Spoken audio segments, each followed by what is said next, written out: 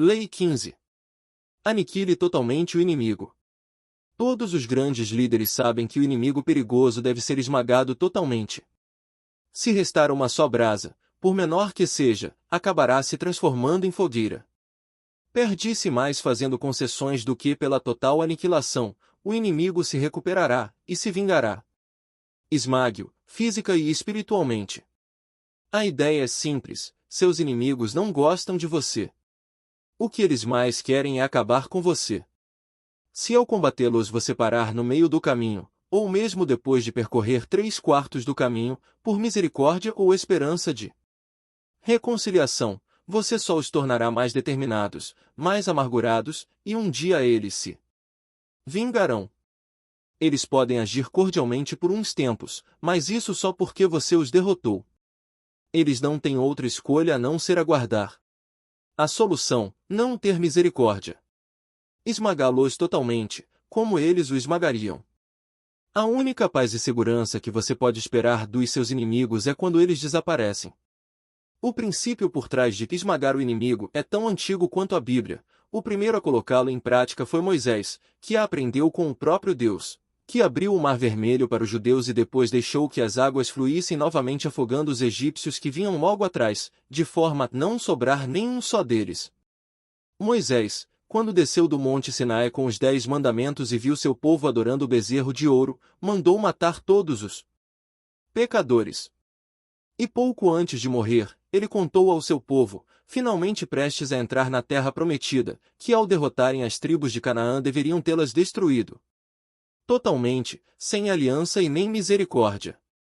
A vitória total como meta é um dos axiomas da guerra moderna, e foi codificada como tal por Karl von Clausewitz, o ministro filósofo da guerra.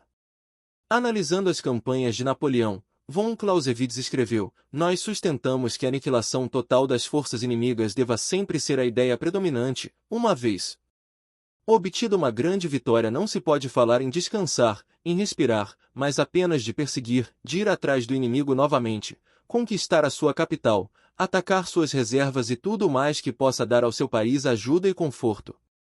Isso porque depois da guerra vem as negociações e a divisão de território. Se você teve apenas uma vitória parcial, vai inevitavelmente perder nas negociações o que lucrou com a guerra. A solução é simples: não dê opção aos seus inimigos. Aniquile-os e você é quem vai trinchar o território deles. O objetivo do poder é controlar seus inimigos totalmente, fazê-los sujeitar-se ao que você deseja. Você não pode se dar ao luxo de fazer concessões. Sem outra opção, eles serão forçados a fazer o que você manda. Esta lei não se aplica apenas ao campo de batalha. Negociações são como uma víbora insidiosa que corrói a sua vitória, portanto não negocie nada com o inimigo, não lhe dê nenhuma esperança, nenhum espaço de manobra. Eles estão esmagados e ponto final.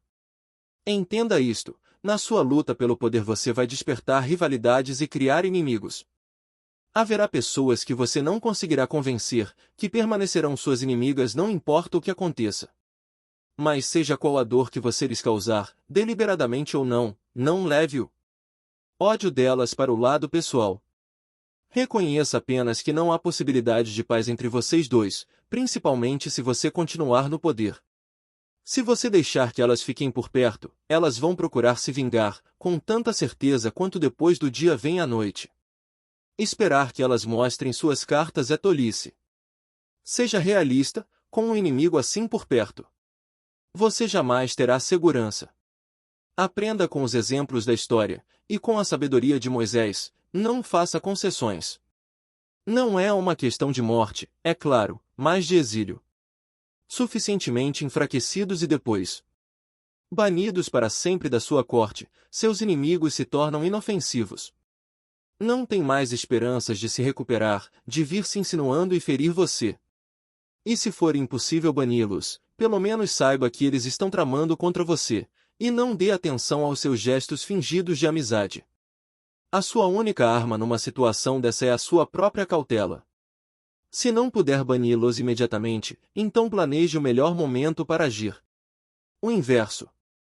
Raramente se deve ignorar esta lei. mas acontece que às vezes é melhor deixar que os seus inimigos se destruam, se isso for possível, do que fazê-los sofrer nas suas mãos. Na guerra, por exemplo, um bom general sabe que atacando um exército encurralado seus soldados lutarão com muito mais entusiasmo. Por isso, às vezes é melhor lhes deixar uma saída de emergência, uma escapatória. Recuando eles se desgastam, e a retirada os deixa mais desmoralizados do que qualquer derrota nas mãos desse general no campo de batalha. Se você tem alguém com a corda no pescoço, então, mais só se você tiver certeza de não haver chances de recuperação, é melhor deixar que ele se enforque. Que ele mesmo seja o agente da sua própria destruição.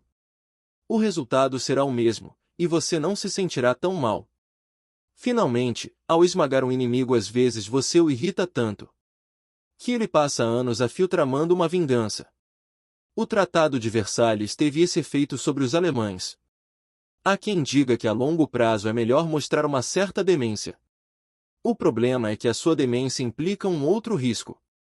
Ela pode encorajar o inimigo, que ainda guarda rancor, mas agora tem mais espaço para agir. Quase sempre é mais sensato esmagar o inimigo. Se anos depois ele quiser se vingar, não baixe a guarda, simplesmente esmague-o de novo.